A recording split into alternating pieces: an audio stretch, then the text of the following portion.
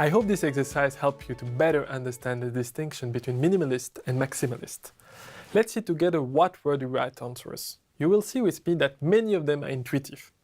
We have defined the term minimalist as the focus on the core business of the institution, which is the offer of financial services. On the other hand, the maximalists argue that we should go beyond financial intermediation and start to offer various services such as training or business development services. Why do maximalists believe so? Because they consider that these non-financial services will be key to reach what is the most important to them, poverty reduction. They therefore argue for an integrated approach, integrated in the sense that financial intermediation will be integrated into a global and holistic approach to development.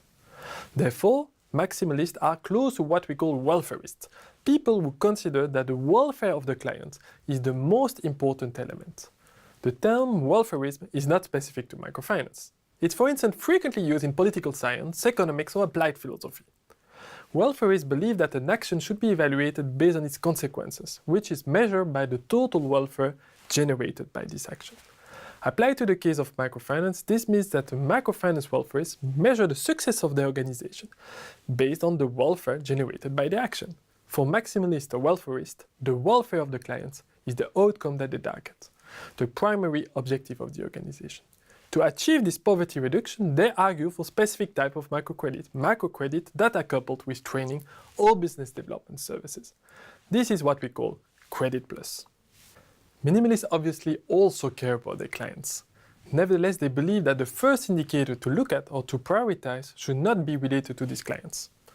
Minimalists consider that we should aim at building a sustainable financial system.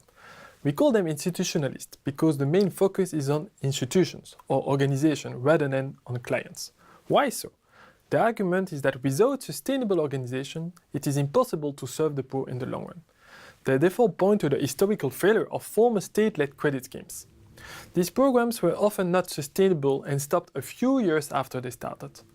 What is the concrete implication of this difference?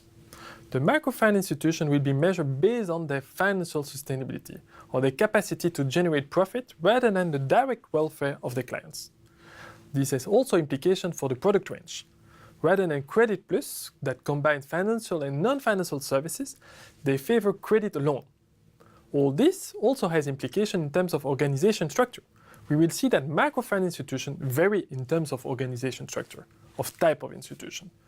Minimalists will tend to favor organizations that specialize in financial intermediation and thus regulated institutions, microfinance bank or non-banking financial institutions, rather than non-governmental organizations.